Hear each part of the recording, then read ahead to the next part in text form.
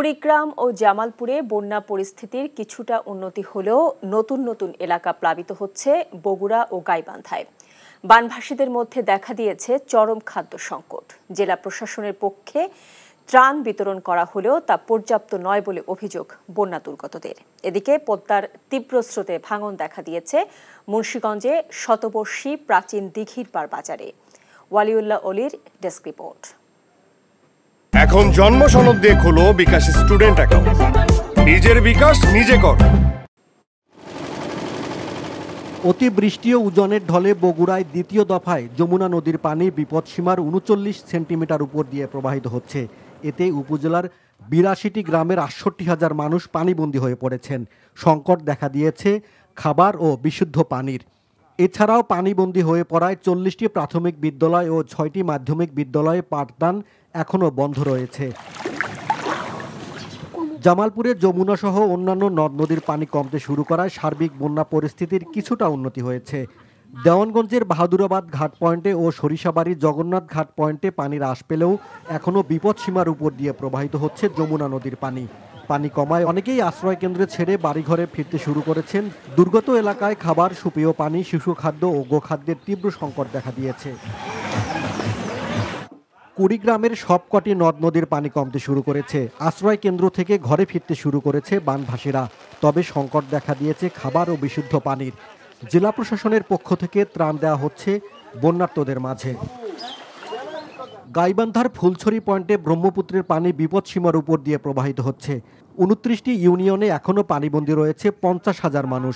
বাড়িঘর ছেড়ে উঁচু স্থানে আশ্রয় নেওয়া বন্যার্ত মানুষ এখনও তাদের বাড়িঘরে ফিরতে পারেনি।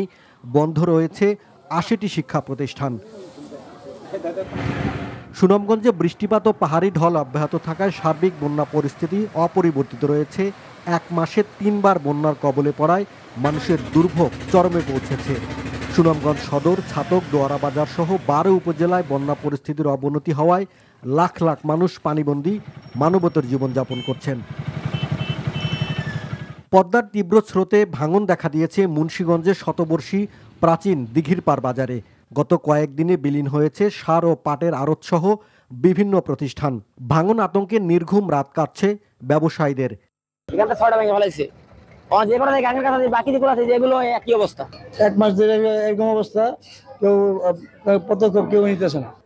এদিকে ফেনী সদর উপজেলার কালিদাস পাহালিয়া নদীর উপরে বিশ্ব ব্যাংকের অর্থায়নে একটি সেতুর নির্মাণ কাজ চলছে। নদী পারাপারে বিকল্প যাতায়াতের জন্য নির্মাণ করা হয়েছিল কাঠের সেতু।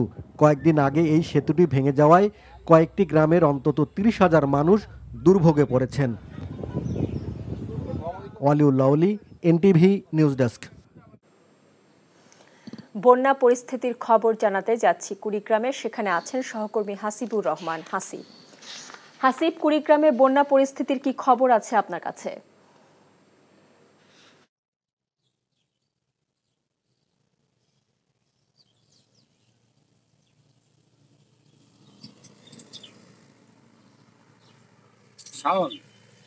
কুড়িগ্রামের সার্বিক বন্যা পরিস্থিতিতে কিছুটা উন্নতি হয়েছে, তবে ব্রহ্মপুত্র এবং দুধকুমর নদীর পানি এখনো বিপদসীমার উপর দিয়ে প্রবাহিত হচ্ছে।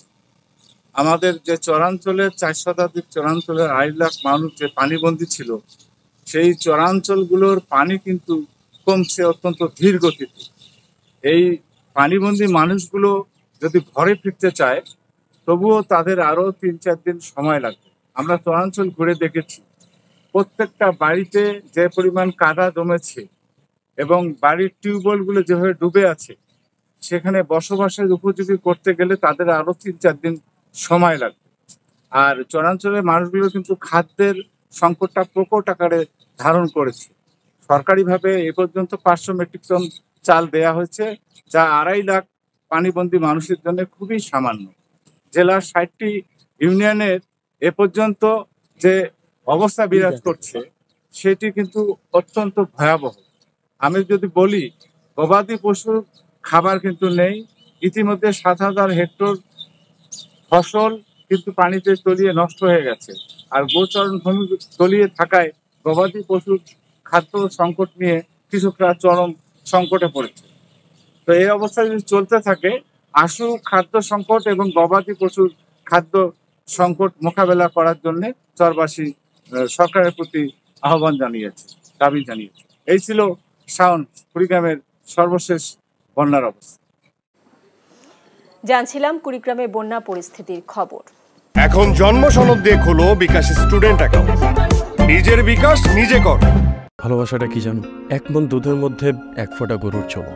এই 1 ফোঁটা গরুর চোনা যেমন 1 মণ দুধকে নষ্ট করে দেয়, ঠিক সেরকম ভাবে প্রেম ভালোবাসাটা তোমার ক্যারিয়ারটাকে একদম নষ্ট করে দেয়। তোর জন্য কেন আমার এত টান, তুই ছাড়া কাঁদে আমার অবুঝ পরাণ, দূরে গেলে বুকে ভালোবাসা জাগে, তোর জন্য আমার বড্ড মায়া লাগে। তুমি আমার কাছে টাকা চাইতেছো, সেরকম আমারও তোমার কাছে একটা চাওয়া আছে। স্যার ইভেন এটাও বলছে যে আপনি নাকি পড়াশোনা ভালো মতো শেখান না।